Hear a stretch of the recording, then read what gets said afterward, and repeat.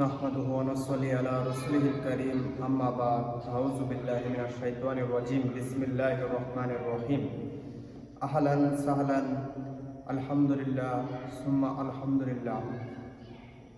আমরা আবারও একটি বছর পর এই শীতের সিজন উপভোগ করতে যাচ্ছি। আলহামদুলিল্লাহ, এর কারণ হইল আমরা রমজান মাস সামনে আমাদের আসতেছে। এর কারণে শুকরিয়া মহান রব্বুল আলামিনের প্রতি, যিনি আমাদেরকে এই শীত সিজনে রমজান মাস পর্যন্ত আমাদেরকে নেক হায়াত দান করেছেন। এর কারণে সকল প্রশংসা ওই মহিয়ান বরিয়ান মহান রব্বুল আলামিনের জন্য।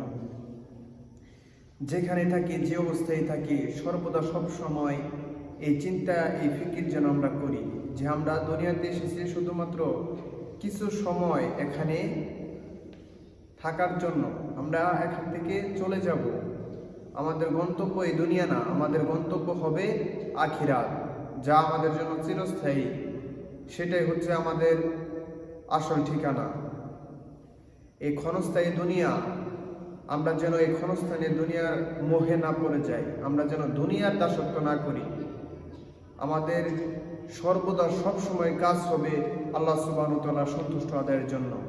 আমরা যেখানেই থাকি, যে অবস্থায় থাকি, এই ফিকিরটা যেন আমরা অন্তরের ভিতরে রাখি ইনশাআল্লাহ তাআলা, যে আমার সকল কাজ, সব কিছু আমার প্রতিপালক মহান রব্বুল আলামিনের সন্তুষ্টির জন্য হবে।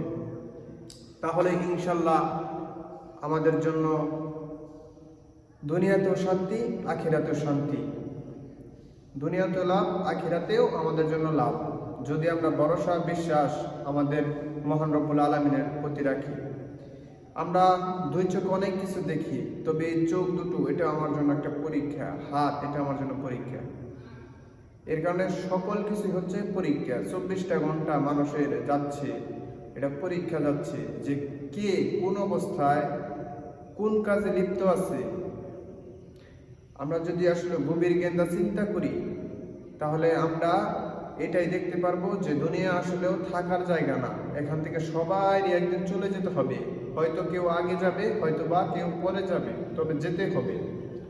এটাই আল্লাহ সুবহানাহু ওয়া তাআলার পক্ষ থেকে আমাদের জন্য নির্ধারিত করা।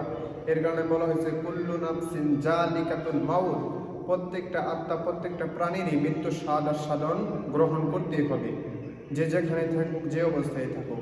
এর কারণে আমরা যেন